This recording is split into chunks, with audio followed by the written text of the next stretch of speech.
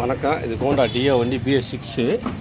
இது வண்டி எடுத்து 8 மாதம் தான் ஆச்சுன்னு சொன்னாங்க. வண்டியில் என்ன கம்ப்ளைண்ட் பார்த்தா வண்டி அடைச்சடைச்சு போயிட்டு இருக்கும்போது ஆஃப் ஆகுது. ஒரு நாள் இப்போ பக்கத்தில் போன ஒரு இடத்துல வண்டி நின்றுக்கிடுச்சு. ஆமாம், அந்த வண்டியை இப்போ ஒரு நாளாக எடுத்துகிட்டு வர முடியலை. அப்போ நான் சொன்னேன், பொறுமையாக 10லேயே வாங்கினேன் வந்துடலாம் அப்படின்னு சொன்னேன். வந்துட்டாங்க.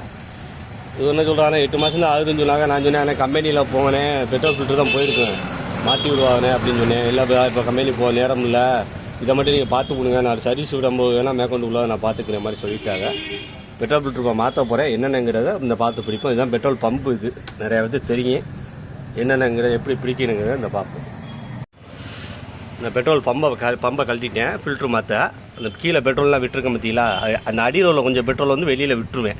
பெட்ரோலை ஃபுல்லாக எடுத்துகிட்டு தான் நான் ஃபில்ட்ரு மாற்றுவேன். என்ன காரணம் கேட்டிங்கனாக்க, இந்த கீழே நான் வடிச்சிருக்குமாங்க. என்ன காரணம் கேட்டிங்கன்னா, அந்த அடியில் உள்ள டேங்கில் கொஞ்சம் கழிவு இருந்துச்சுன்னா அது வெளியில் வந்துடும். அப்போ புதுசாக ஃபில்ட்ரு மாற்றல அது உடனே இதாகாது, ஃபில்ட்ரு லாக் ஆகாது, டெஸ்ட்டு போய் அடையாது. அதனால இந்த பம்பை இந்த பெட்ரோலை எடுத்து வச்சுருக்கேன் பாருங்க. பெட்ரோல் எடுத்து வச்சுருக்கேன்னா இந்த கேலில் அதில் உள்ள எடுத்து வச்சுருக்கேன். பம்பு இந்த இருக்குது. இந்த பம்பை பிடிச்சா தான் உள்ள ஃபில்ட்ரு எப்படி இருக்கும் உங்கள்கிட்ட காட்டுறேன். இந்த பம்பில் உள்ள ஃபில்டரை கட்டுறது ரொம்ப ஈஸி. இந்த இடத்துல லாக் மாதிரி சொல்லி இருக்கா, அது லைட்டாக அப்படி நம்பிட்டு கழட்டலாம். அப்படியே இது பண்ணி வந்துடும். ஆனால் உள்ள சின்ன ஓடிங்கன்னா இருக்குது, பார்த்து மாட்டேன்னு. நான் கழட்டிட்டு அதோட விவரங்களை சொல்கிறேன். இந்த ஃபில்டரை கழட்டிட்டேன் பாருங்கள். ஐயோ, இந்த ஃபில்டரில் அடப்பு எப்படி இருக்குங்க பார்த்தீங்களா.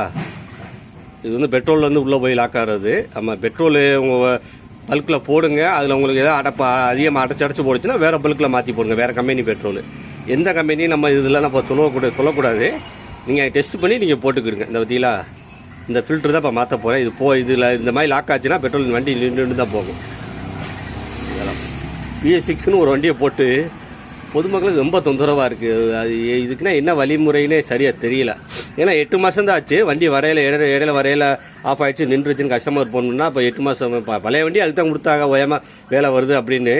இப்போ புது வண்டி அந்த பிரச்சனை இருந்தால் அப்போ கஸ்டமர் என்ன தான் செய்வாங்க. கம்பெனிக்காரவா கொஞ்சம் இதை சரி பண்ண முயற்சி பண்ணுங்க. பாருங்க, ஒரு சின்ன இது பண்ணாலும் வண்டி எப்படி இருந்தாலும் ஓடுறாப்புல ஒரு கண்டிஷன் வரணும். போகிற இடத்துல போய் வேலை பார்த்துக்கணும், அந்த மாதிரி இருக்குங்க. ஏன்னா BS6 நம்பி வெளியில் போக முடியாது. உங்களுக்கு வெளியில் லாங்லாம் போனீங்கன்னா இந்த ஃபில்டர்லாம் மாற்றி போங்க, அதான் நல்லது. இதில் அப்போ இன்னொன்று என்னென்னா, இந்த ஓரிங் ஒன்று வரும். இப்போ ஃபில்ட்ரு வாங்கல இதெல்லாம் செட்டாக வந்துடும். இப்போ நீங்கள் கவனிக்க வேண்டியதுன்னா, இந்த சென்டரில் ஓரிங் அந்த இருக்குது பார்த்தீங்களா, அந்த சென்டரில் ஓரிங் இருக்குது, அதை கவனித்து மாட்டுங்க. அதெல்லாம் மாட்டாமல் விட்டு போகிறாங்க. அப்போ உங்களுக்கு தொந்தரவு இருக்குது தெரியல பற்றி அந்த இடத்துல அந்த சென்டரில் அந்த ஓரிங் தான். ஆமாம், இப்போ ஃபில்ட்ரு வாங்க போகிறேன். புது ஃபில்ட்ரு வாங்கிட்டு எவ்வளோன்னு பதிவு பண்ணுறேன். இது பெட்ரோல் ஃபில்ட்ரு வாங்கிட்டேன். இதுக்கு ஹோண்டா செயினுக்கு ஒரே ஃபில்ட்ரு தான் சொல்கிறாங்க. எவ்வளோ பெட்ரோல் ஃபில்ட்ரு? 346 ரூபா. ஆமாம், இந்த ஃபில்ட்ரு இனி மாட்டி அதில் மாட்டுறது தான் வேலை. இதில் ஒரிஜினல் தான் கிடைக்கும், ஒரிஜினலே வாங்கி மாட்டுங்க. ஆமாம், எங்கேயும் லாங்கில் போகிறீங்க அப்படின்னாக்க இதெல்லாம் மாற்றிட்டு போங்க. இடையில போய் நின்றுக்குச்சுன்னா ஒன்றுமே பண்ண முடியாது. பாருங்கள், அந்த புது ஃபில்ட்ரு மாற்றிட்டேன். உள்ள ப்ரெஷிங் டைப்பு தான். ரொம்ப இதில் மாற்றுறது பெரிய வேலை கிடையாது. ஆமாம், சிம்பிளான விஷயந்தான். இதை கலட்டி மாற்றுறது தான் பெரிய வேலையாக இருக்குது. ஆமாம், இந்த ஓரிங்கு கண்டிப்பான முறையில் மாற்றிடுங்க, புதுசு வந்துடும். அந்த ஓரிங்கு கண்டிப்பான முறையில் மாற்றிடுங்க. அந்த ஓரிங்கு மாற்றிடுங்க. பாருங்கள், இந்த பெட்ரோல் ஃபில்டரில் உள்ள அந்த பம்பில் உள்ள பெட்ரோல் தான் இது.